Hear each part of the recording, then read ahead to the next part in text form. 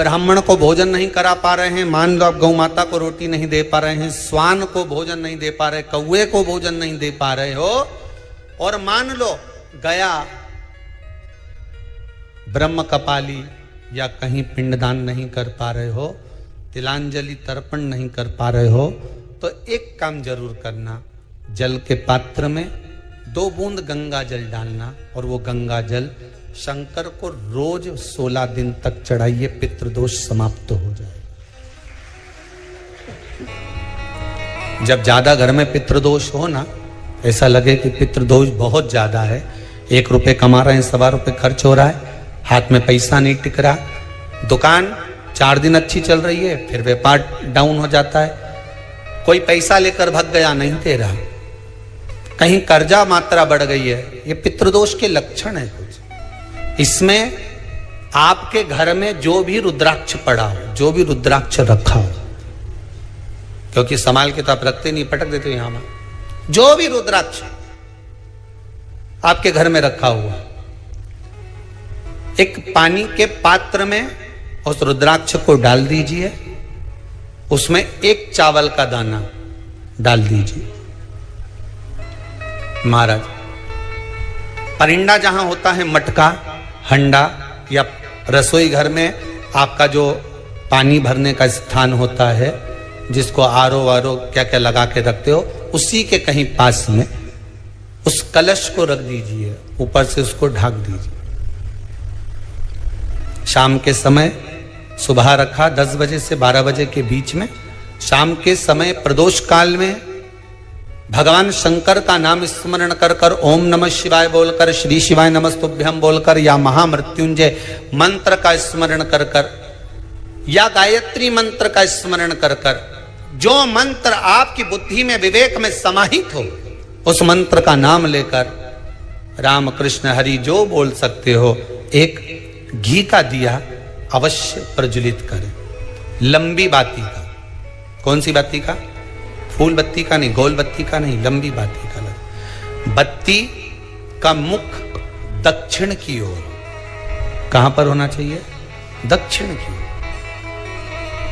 ना पूरब, ना पश्चिम, ना उत्तर। बत्ती का मुख कहां हो? दक्षिण की ओर।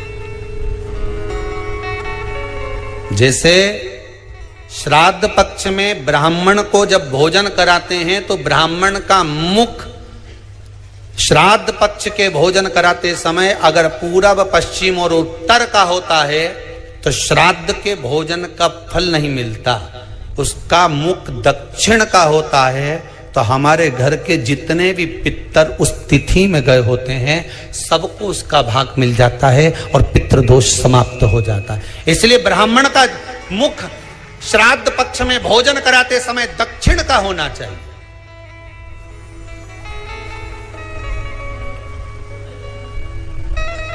ब्राह्मण का मुख दक्षिण का हो।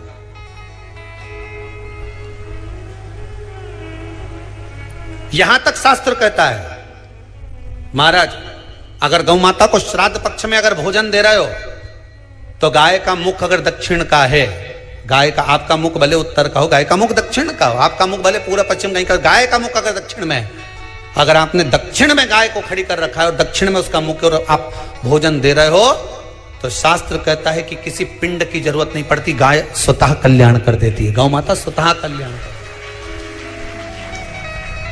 दक्षिण मुखी हो। तो दिए की जो बाती का मुख कहां होना चाहिए? दक्षिण का। और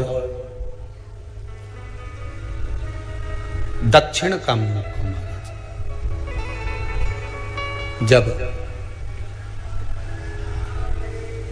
जब दक्षिण का मुख हो, दक्षिण की ओर बाती हो महाराज, तब दक्षिण की बाती जलाने के बाद में भगवान से वहीं पर प्रार्थना करें।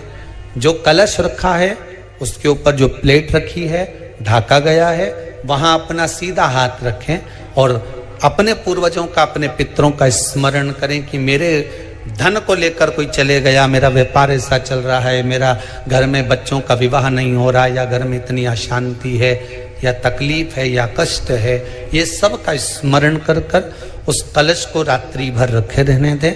सुबह स्नान आदि करने के बाद फिर एक घी का दिया दक्षिण की ओर लगाकर सुबह 10 बजे से 12 बजे के बीच में उस जल को शिव जी को समर्पित कर आ जाएं और वो रुद्राक्ष लेकर वापिस आ जाएं। महाराज वापिस आ जाए, उस रुद्राक्ष को अपने घर में रख दीजिए।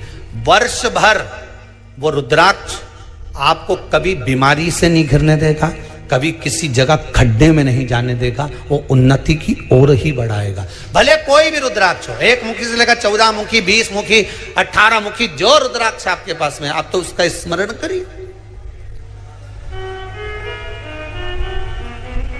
आप उसका स्मरण करिए। आपको लगता है कहीं कहीं कि मेरे पितर मुझ पर क्रोध कर रहे हैं, आपको कभी कभी लगे कि मेरे ऊपर पितृ दोष लगा हुआ है या पितरों का श्राप लगा हुआ है, या हमारे यहाँ पर लोग अधोगति में ज़्यादा मर जाते हैं, हमारे यहाँ ये काम ज़्यादा हो जाता है, तो निवेदन है, श्राद्ध पक्ष चल रहा है, प्रयास करिएगा। एक चावल की कटोरी में, कटोरी के अंदर थोड़ा सा चावल रख लीजिए कच्चा, उस चावल की कटोरी में एक बेलपत्र, थोड़ी सी दुर्वा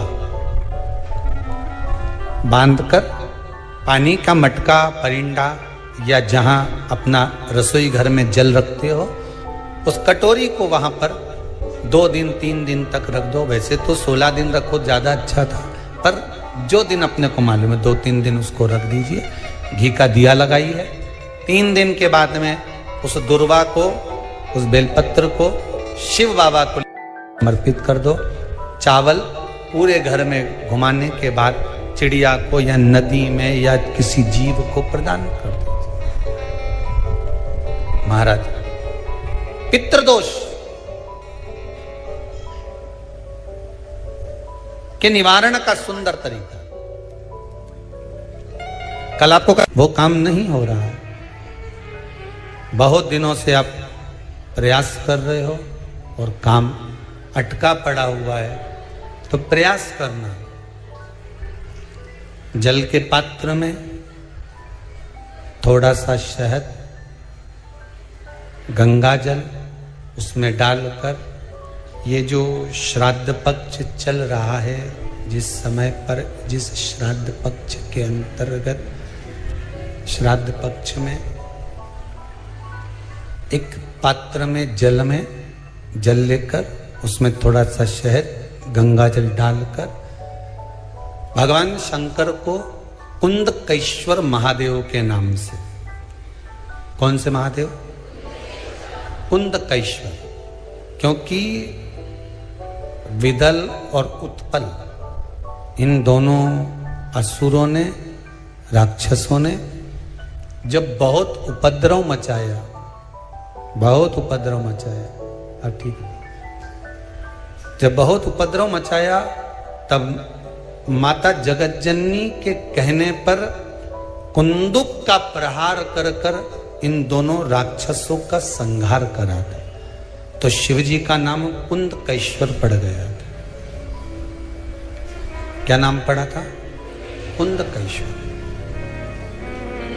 कहते हैं बहुत बांधाओं में जब व्यक्ति पड़ जाता है, बहुत बांधाओं में जब व्यक्ति चला जाता है, कुछ ना कुछ समस्याओं में जब व्यक्ति फंसा रहता है, पड़ा रहता है, तो कुंदकेश्वर महादेव का स्मरण करना चाहिए। एक प्रयास और करना, छोटा सा प्रैक्टिकल करने में क्या जाता है। दुकान पर ग्राहक नहीं आ रहे ना, आधा घंटा हो गया, कोई ग्राहक नजर नहीं आया, फालतू बैठे हो ना दुकान पर, जब ग्राहक नहीं आता तो फ्री हो, तो एक काम करो, कोई भी जरा सा हाथ में पानी लेकर कुंदकेश्वर महादेव के नाम से 51 बार, 21 बार बोलकर, 11 बार बोलकर वो पानी को दरवाजे पे छींट दो। आधा घंटा, ज्यादा से ज्यादा 20 मिनट, आधा घंटा 30 मिनट नहीं लगेंगे और ग्राहक प्रवेश करना प्रारंभ करें। प्रैक्टिकल करने में क्या जाए। अब ई में कहीं घटा तुम्हारा कि पानी घट गया, कि बोलने से, कुंदकेश्वर महादेव का नाम लेने से जीवान घट गई, कुछ घटा? फायदा तो तुम्हारा ही हुआ। कुंदकेश्वर का नाम। कोई काम अटक रहा है, शहद जल के पात्र में डालिए और थोड़ा सा गंगा जल डालकर इसी श्राद्ध पक्ष में किसी भी दिन जब तुम्हारा मन पड़े तब शंकर जी को समर्पित कर करो। और साथ में 1 लोटा पानी, 1 कलश जल का अलग से लेकर जाओ। जब शहद का जल शंकर जी को समर्पित कर दो, उसके बाद सादा जल शंकर जी को अवश्य समर्पित करके। शहद का जल बांधाओं को हर लेता है, बांधा को हरता है। हम तो कई बार बच्चों से कहते हैं, अगर कोई बच्चा कंपटीशन एग्जाम में बैठ रहा है, इंटरव्यू दे रहा है या कोई एग्जाम में नहीं निकल रहा है, तो प्रयास करना बेलपत्री का जो बीच वाला पत्ता होता है, इस पत्ते पर शहद लगाकर हथेली में रखकर अंगूठे से इसको इस तरह से दबाकर शिव जी के कुंदकेश्वर महादेव का नाम लेकर अपनी मनोकामना कर कर शंकर भगवान का जो शिवलिंग है, उस शिवलिंग पर इस बेलपत्री के पत्ते को चिपकाकर आ जा और एग्जाम देने जा। बाबा निपटे का सब काम कर। जिस बालक बालिका का जॉब नहीं लग रहा हो, सर्विस नहीं लग रही हो, नौकरी नहीं लग रही हो, जगह जगह पहले करते थे जॉब, अब छूट गई, 2 साल हो गए, 3 साल हो गए, सर्विस नहीं लग रही हो, बहुत प्रयास कर लिया हो, बहुत प्रयास, तो महाराज काली तिल्ली को पीस कर उसको जल के पात्र में डालकर अपने घर के मटका परिंडा, पितरों का जो स्थान होता है, जलाशय होता है, उसके पास में एक पात्र में रख दीजिए। बेलपत्री या बट का पेड़ या पीपल का पेड़, इस वृक्ष के नीचे 1 रात्रि तक रखे रहने के बाद में दूसरे दिन अपनी कामना कर, जिनका जॉब नहीं लग रहा, सर्विस नहीं लग रही, नौकरी नहीं लग रही या कहीं उलझने उत्पन्न हो रही है, उस व्यक्ति को हाथ में ले जाकर उस पात्र का जल, 3 वृक्ष पितरों के तुल्य हैं। कल की कथा में कहा था, पहला बेलपत्री का, दूसरा पीपल का, तीसरा बड का, ये 3 पितरों के तुल्य हैं। इन 3 में से किसी भी वृक्ष के नीचे उस काली तिल के जल को समर्पित कर दीजिए। महाराज बाबा चाहेगा, भोलेनाथ जी चाहेगा तो 3 महीने में कहीं ना कहीं योग बना ही देगा, ये पक्का। बाबा पर विश्वास रखो, शंकर भगवान पर भरोसा विश्वास रखकर आप कार्य करेंगे, क्यों ना हो।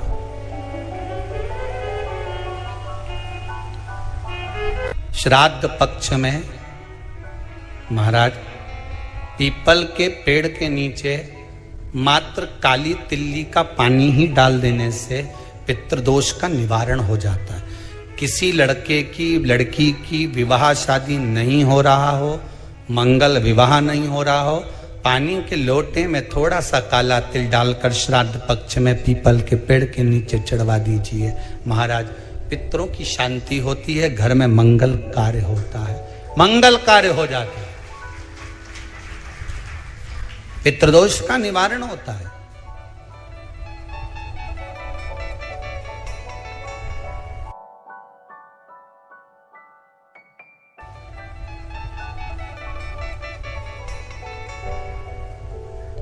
बहुत रोग घिर गया, ऐसा लग रहा है कि बहुत बड़ी बीमारी शरीर में आ गई है, वो मिट नहीं रही, बीमारी बहुत बड़ी है, नहीं जा रही।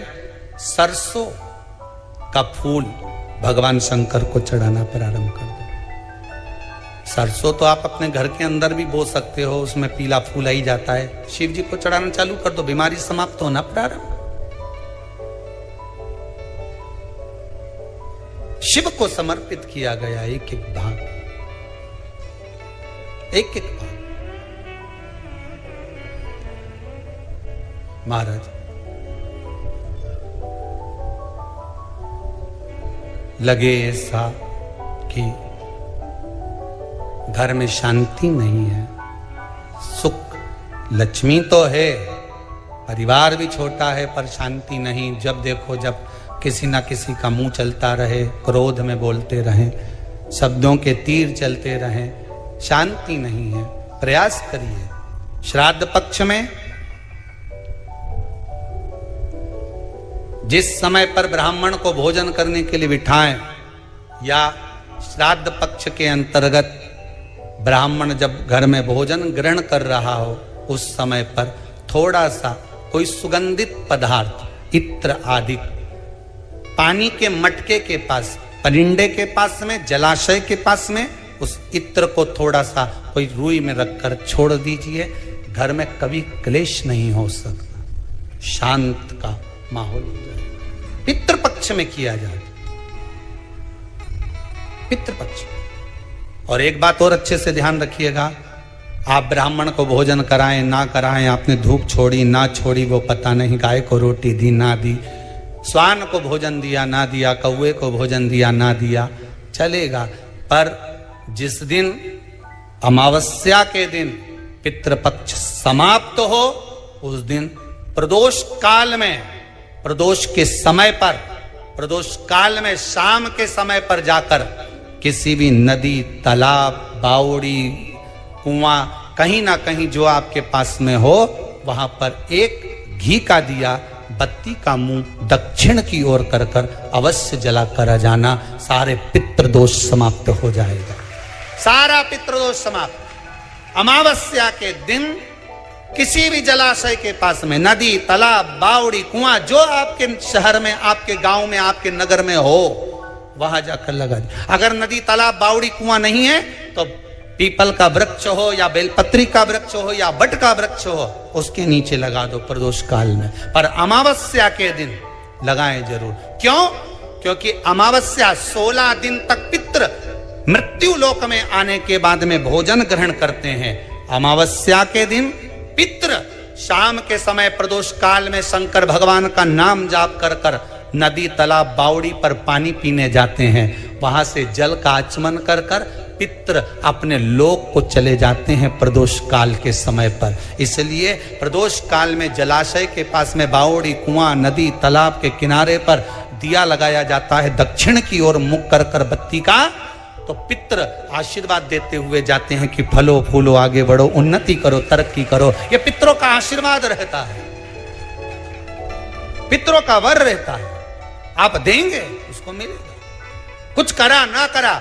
फिर अमावस्या के दिन, जिस दिन पितृपक्ष समाप्त हो, उस दिन दिया दक्षिण की ओर बाती का मुख कर कर लगा। महाराज एक बात बहुत अच्छे से समझ लीजिए, जिसके घर में क्लेश होता हो, अशांति रहती हो, क्लेश रहता हो, या छोटी छोटी बात पर विवाद चालू हो जाता हो, या पति पत्नी में, परिवार में, सास बहू आदि कादिक में कहीं ना कहीं कुछ अगर विवाद रहता हो, तो शास्त्र कहता है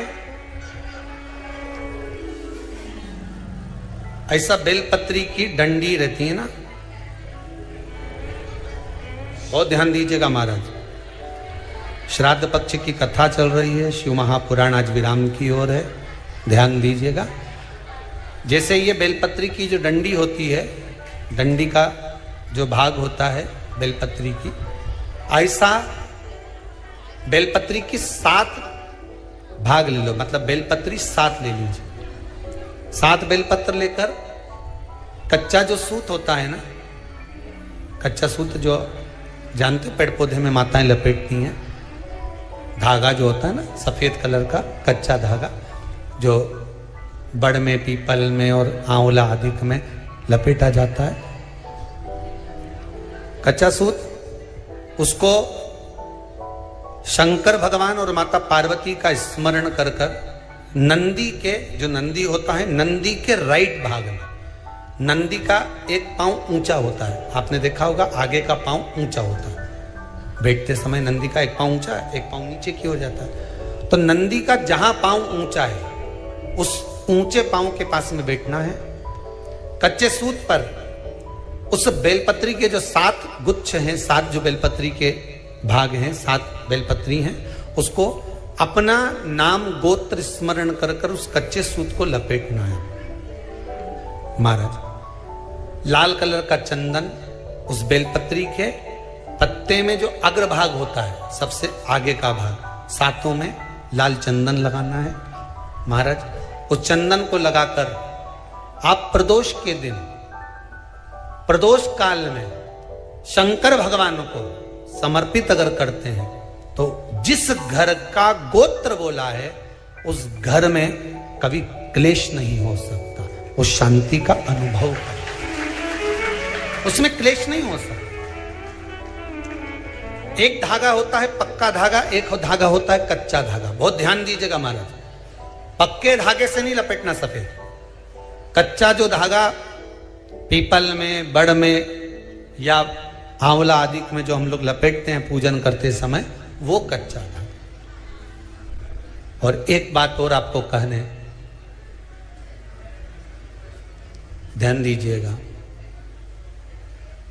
अगर मान लो किसी पति पत्नी का तलाक तक की नौबत हो गई और तलाक नहीं कराना है, आपस में वापिस प्रेम बढ़ जाए, छोरी वापिस घर में रहे, बेटा उसको रखे, बहू रहे, आपस में प्रेम बढ़े, वो भले मायके चली गई हो, वो भले लड़का छोड़कर चले गया हो, अकेली रह रही हो और चाहती है कि मैं पति के साथ रहना है, तलाक नहीं होना चाहिए, हम दोनों में प्रेम रहे, वो संभाले मेरे को भी और मैं भी आदर करूं, वो भी आदर करे। तो मेरा निवेदन है, कच्चा जो सूत होता है, कच्चा जो धागा होता है, नंदी के ठीक पीछे बैठकर कोई साथ में आपका परिवार का कोई व्यक्ति चले जाए और हस्तकमल को, जिसको अपने परिवार में वापिस रहना है, उस स्त्री हो या पुरुष हो, दोनों में से कोई भी नंदी के पीछे बैठकर सोमवार की जिस दिन अष्टमी पड़े उस दिन नंदी के पीछे बैठकर हाथ को ऐसा बंद करना है, हाथ में एक बेलपत्री रखना है, सीधी सीधी बंद कर कर 7 बार उस हाथ पर कच्चा सूत लपेट देना है, उस सूत को वापस निकाल लेना है, बेलपत्री के साथ में, और बेलपत्री को तो अपने पास में रखना। सबसे पहले माता पार्वती का जो हस्तकमल ऐसा होता है शिव मंदिर में, उस हस्तकमल में वो सूत जो आपके हाथ से निकला है वो उसमें डाल देना है, माँ जगत जननी से प्रार्थना कर कर, और जो बेलपत्री आपने संबंध को जोड़ने के लिए अपने हाथ में ली है वो शंकर भगवान के कटी भाग में, फिर निवेदन करूंगा कटी भाग को समझ लीजिए। ये शिवलिंग रखा है, जहां पर शंकर भगवान का शिवलिंग, माता पार्वती जी के हस्त कमल पर जो शिवलिंग रखा है, ये भाग कटी भाग कहलाता है। इस जगह पर जहां शंकर और पार्वती का मिलन हुआ है, उस जगह पर उस बेलपत्री को रख देना है। महाराज ज्यादा से ज्यादा 3-4 महीने लगते हैं, दोनों में वापस प्रेम बढ़ जाता है, दोनों एक हो जाते हैं। तलाक तक बात चल भी रही हो तो वो तलाक समाप्त हो जाता है, प्रेम, करुणा, आसक्ति, स्नेह बढ़ जाता है। संबंध टूटने की कतार पर एक बार माता पार्वती को समर्पित तो करो अपना संबंध कि मां अब तुझे नहीं भाना। माना मैंने अपशब्द कह दिया होगा, माना मेरी गलती होगी, थोड़ी गलती उनकी भी होगी, पर दोनों की गलती है मां, अब इस संबंध को तुझे निभाना। जब कच्चा सूत माता के हाथ में रखो तब माता को विनती करना, इस संबंध की डोरी अब तेरे को दे दी, दीन बंधु दीनानाथ मेरी डोरी तेरे। अब ये